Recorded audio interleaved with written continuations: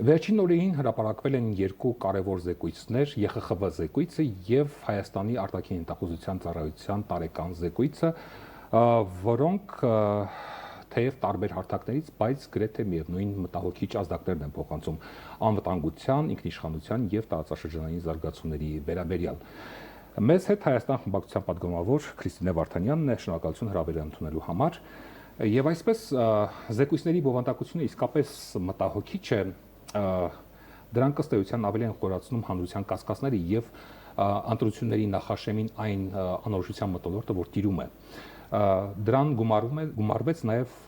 Հայաստանի արտաքին գործերի նախարար Արարատ Միրզոյանի ելույթը, նախորդի ելույթը ԵԽԽՎ նիստերի դահլիճից, երբ ասում է, որ պետք է համընդհանուր պայքար սկսել արտաքին ազատության թշնամիների դեմ։ Ըստ ձեզ ինչ վտանգների մասին են ակնարկում եւ ում կողմից։ Շնորհակալ եմ հրավերի համար նախ, իսկապես ելույթներում եւ արտաքին հետախուզական ծառայության զեկույցում հրապարակված մի նարատիվ կա, մի քանի հետաքրքիր նարատիվներ կան, որոնք նույնական են եւ ես ուզում եմ ուղղակի փաստերով մենք իրար հետ անցնենք այդ նարատիվների վրայով եւ տեսնենք ինչի մասին են խոսում։ Ի վերջո բոլորը խոսում են, որ ռիսկ եւ սպառնալիք կա։ Հայաստանի բնակչության մեծամասնությունը բոլոր սոցհարցումներում 80%, 90% ասում են, որ այդ սպառնալիքը Թուրքիայից եւ Ադրբեջանից է գալիս։ Իսկ ինչ են ասում Հայաստանի պաշտոնյաները մեզ։ Ուրեմն արտաքին հետախուզական ծառայությունը լավագույնս այս հարցին պատասխանում է։ Նախ շատ հետաքրքիր է, որ այստեղ բան է անում ներածության մեջ արտաքին հետախուզական ծառայությունը ինքն իրեն հարց է տալիս. ինչով ենք մենք տարբերվում այլ երկրների ծառայություններից, ինչով ենք մենք բացառիկ։ Ծառայությունում մենք կարծում ենք, որ այդ հարցի պատասխանը հնչում է մեր ամենասիրելի երկու բառով՝ Հայաստանի Հանրապետություն։ Եթե դուք կարծում եք, որ սա 7-րդ դասարանի աշակերտի շարադրություն է, ոչ, սա արտաքին հետախուզական ծառայության տարեկան զեկույցն է, թե ով է արտաքին հետախուզական ծառայությանը հարցվել, իրենք բացառիկ են, թե ոչ, դա մնում է անհայտ։ Հիմա ինչ է այս զեկույցից պարզվում։ Շուրջ 10 էջ նկարագրում են հիբրիդային սպառնալիքների մասին Հայաստանում։ Նախ ասում են, որ հիբրիդային պատերազմ այդպիսի հասկացություն շատ տերմինը գոյություն չունի, դրա համար նկարագրում են դա ինչ է եւ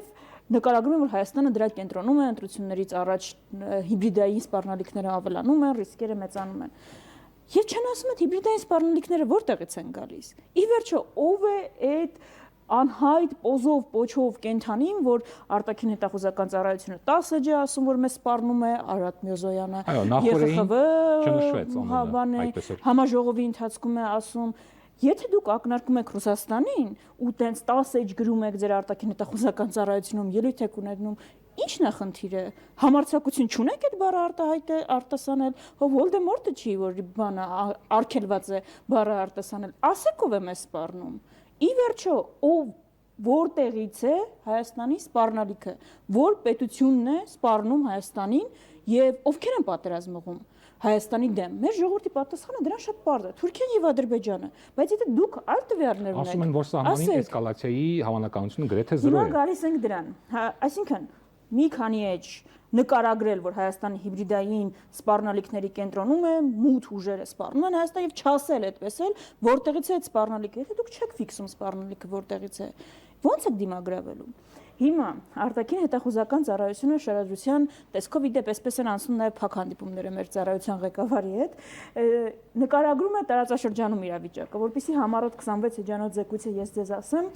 այսպես ասում է, որ Լիբանանում իրավիճակը ծանր է, երևի ավելի կսրվի, ռիսկերը ավելի կշատանան, Իրանում ռիսկերը կշատանան, հավանականությունը կպահպանվի, որ Իսրայելը կհարվածի, ռուս-ուկրաինական պատերազմում կարգավորում չի լինի ամենայն հավանականությամբ, ասում է արտաքին հետախուզական ծառայության պետը։ Գալիս է Հայաստան եւ բարձվում է Հայաստանը այս վառվող տարածաշրջանում, որտեղ բոլորը իրար հարվածելու են, երևի թե ըստ արտաքին հետախուզական ծառայության լինելու է կղզի, այսինքն ամբողջ տարածաշրջանը վառվելու է, իրար հարվածելու են, Հայաստանը այդտեղ լինելու է բացառապես անվտանգ եւ դա բանի հետ օգոստոսի 8-ի պայմանագրով է պայմանավորում, բայց ինչն է ամենահետաքրքիրը այս մեր ծառայության, որ ասում է չնայած օգոստոսի 8-ի այդ պայմանագիրը շատ կարևոր է եւ դա նվազեցրել է ռիսկերը, բայց այդուհանդերձ արևմտյան Ադրբեջանի տերմինաբանության օգտագործումը շարունակում է ռիսկեր պարունակել։ Ու ես չէ, ընդդիմությունը չէ, դուք չէ, հրապարակում են այսպիսի պատկեր։ Դուք եթե այս աղյուսակը տեսնում եք, Սա վատ ընդդիմությունը չի հրապարակել, սիրելի հեռուստադիտողներ, սա արտաքին հետախուզական ծառայությունը պաշտոնապես հրապարակել է, որ Արևմտյան Ադրբեջան տերմինաբանության օգտագործումը պետական մակարդակով եւ ԶԼՄ-ներով Ադրբեջանի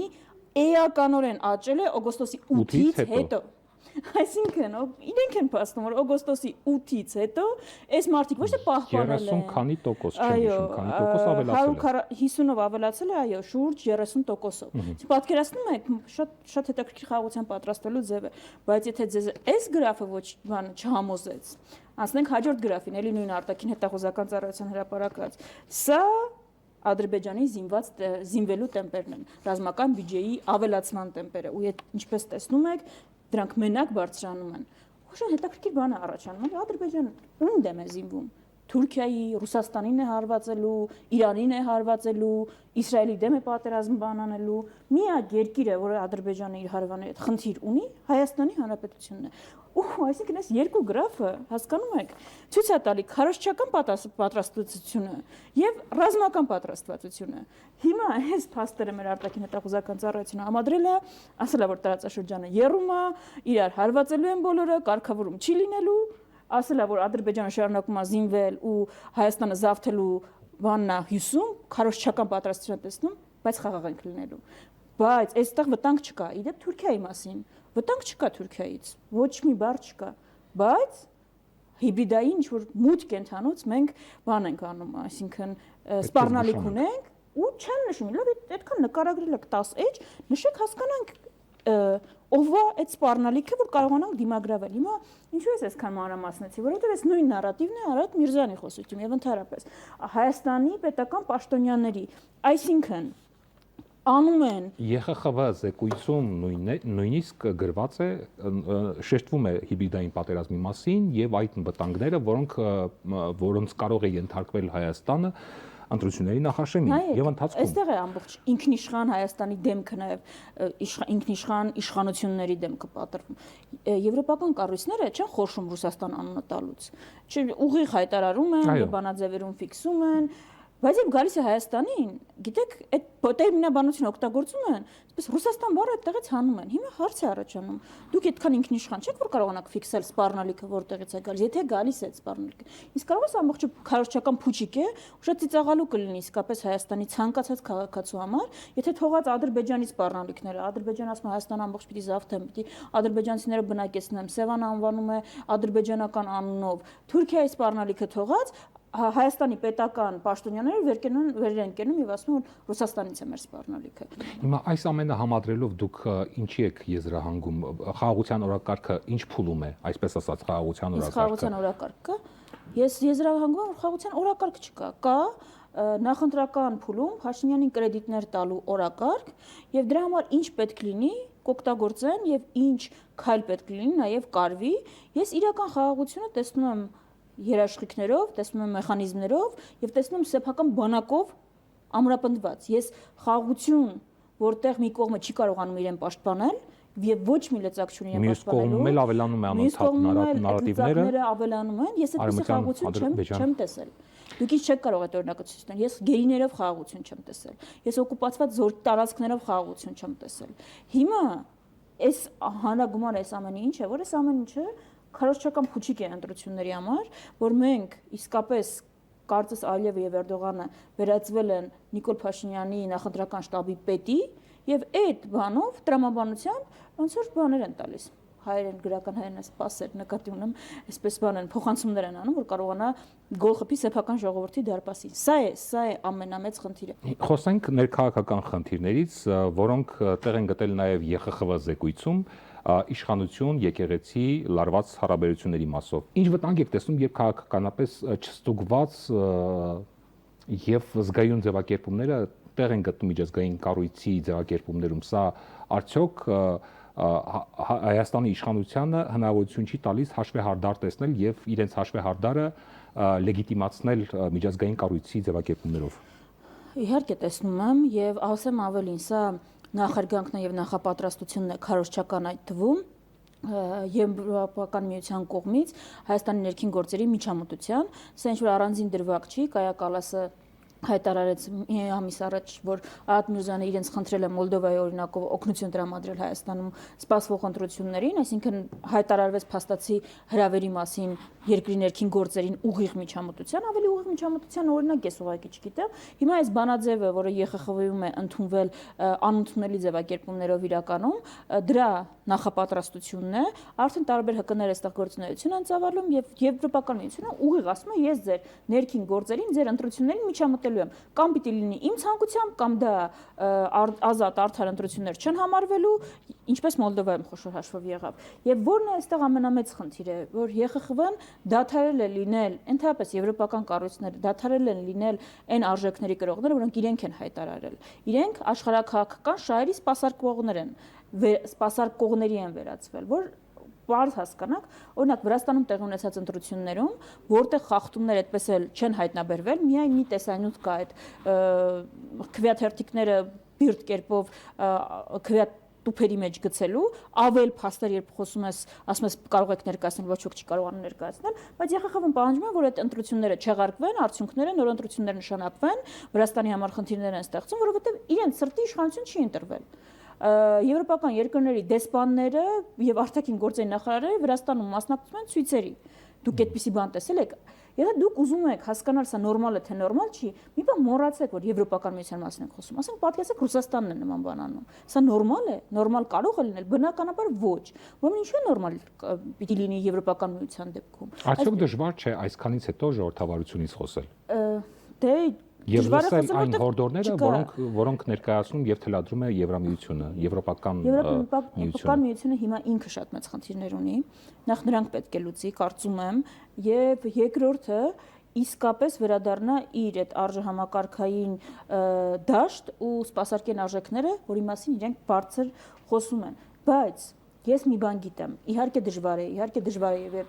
տարբեր աշխարհաքաղաքական կենտրոնները իրենց շահերից ելնելով, այստեղ շատ կարեւոր է Եվրոպական միությունը, Թուրքիան, Ադրբեջանը մեր սիրուն աչքերի համար չեն աջակցում Փաշինյանին, ոչ Փաշինյանի սիրուն աչքերի համար են աջակցում կամ գործող իշխանությունից որը մեկ իրենց շահի համար են աջակցում։ Այո, սա դժվարացնում է գործը, բայց կա պարզ իրականություն։ Հայ ժողովուրդը եթե կատարի իր ընտրությունը, այսինքն դրսևորի իր ընտրությունը, դրա այդ բոլորը ստիպված են լինելու հաշվի նստել, այսինքն իսկապես դժվարացնում է իրավիճակը, բայց մեկ է որոշողը մենք ենք որպես ժողովուրդ, որպես ազգ, որպես հանրություն եւ որպես քաղաքացիներ, ու երբ այդ որոշումը ինչու են այսպես իրար խառնված, տարբեր տեղերից օգնություններ Էրդողանն են տեղից հայտարարություն անում, Ալիևն է բենզին ուղարկում, չնայած ինքը բենզինի խնդիր ունի եւ Ռուսաստանից է գնում, Կայա Կալասն է ասում մենք ձեզ կօգնենք, որովհետեւ հասկանում են, որ իրենց համար ամենաձեռնտու տեխնացուն կարող է խնդիրներ ունենալ։ Ուրեմն այդտեղ է նաև մեր հնարավորությունը, մենք էլ պիտի տեսնենք, որ հնարավորություն կա փոփոխության, իսկապես եթե ամեն մեկս ճիշտ գործենք ու ժողովուրդը այդ քվեն արձանագրի, բնականաբար այդ քվեն նաև պետք է պահպանվի եւ այդտեղ է հնարավորությունը փոփոխության։ Այդ փոփոխությունը հնարավոր է, եթե հնարավոր չի լինել, այսպես բոլորը իրար խառնված չեն լինի։ ԵԽԽՎ-ն մի կողմից արձանագրում է, որ 2018-ից ի վեր ընտրությունները երբեք չեն կեղծվել եւ անցել են թափանցիկ արդար պայմաններում։ Մյուս կողմից շեշտում է, որ պետական միջոցների չարաշահում է եղել եւ կուսակցությունների ֆինանսավորման վերահսկման անհրաժեշտությունն է բարձրացնում։ Սա իշխանության հանդեպ վստահության մասին է խոսում, թե այդուհանդերձ որոշակի կասկածամտություն կա գործող իշխանության նկատմամբ։ Շատ ծիծաղելի է, որտեղ ԵԽԽՎ-ն 2018-ից առաջ երբեք չի ֆիքսել, որ ընտրությունները կեղծված են եղել։ Հակառակը բոլոր եվրոպական կառույցների դիտորդական առաքելությունները ֆիքսել են, որ ընդհանուր առմամբ ընտրությունները բոլոր ընտրությունների մասին հետո խոսքը տեղի են ունեցել օրենքի շրջանակներում, մի քայլ առաջ են եղել եւ որևէ ընտրախախտում, որը արդյունքների վրա ազդեցություն կունենար, չի գրանցվել։ Վառ օրինակը, երբ Սերժ Սարգսյանը, ով հրաժարական ներկայացրեց արդյունքում, երկրի ղեկավար ընտրվելուց հետո բոլոր այդ եվրոպական երկրների շնորհավորանքները ստացել էր, ուզում եմ ասել, գոնե իրենց հավատարիմ մնան։ Որևէ պաշտոնական զեկույց բանաձև, որտեղ ֆիքսված է, որ ընտրությունները կեղծված են, Հայաստանում չկա։ Ուզում եմ վախենում եմ պատկերացնել 5 տարի հետո այս ժամանակաշրջանի մասին ինչ հետահայաց հայտարարություններ կարող են անել։ Այսքան խոսելուց հետո կարող ենք ենթադրել, որ մտահոգվելու մենք ինչ որ պատճառներ ունենք, թե սրանք զուտ ձևակերպումներ են, որ մենք մտահոգվելու պատճառներ ունենք, որ ունենք այնպիսի իշխանություն, իրական պատճառը, որ ունենք այնպիսի իշխանություն, որ մեր իրական վտանգները թողած որ մեր գերիների հարցը թողած, որ մեր տարածքների օկուպացիայի հարցը թողած, գնում է ասում է միջազգային ամբիոններ եւ խոսում է Հայաստանի վրա ինչ որ հարձակումների մասին, եկեղեցու կողմից իշխանությունը զավթելու փորձերի մասին։ Մենք իհարկե խորքային մտահոգվելու առիթներ ունենք եւ մտահոգվելու առիթներ ունենք, որ այս իշխանությունն է աշխատում միջազգային գործընկերների հետ, ովքեր եթե կարող էին այլ իշխանությունների պարագայում օգնել, որ մենք այդ սպառնալիքներին դիմագրավենք, այսինքն օրինակ որևէ նորմալ իշխանություն այս պարագայում բացառապես գլխավոր օրակարգ կդարձներ գերիների վերադարձ եւ Հայաստանի տարածքների դեօկուպացիան։ Շնորհակալություն մեր հարցերին պատասխանելու համար։ Մենք զրուցում էինք Հայաստան խմբակցության պատգամավոր Քրիստինե Վարդանյանի հետ։ Ցտեսություն։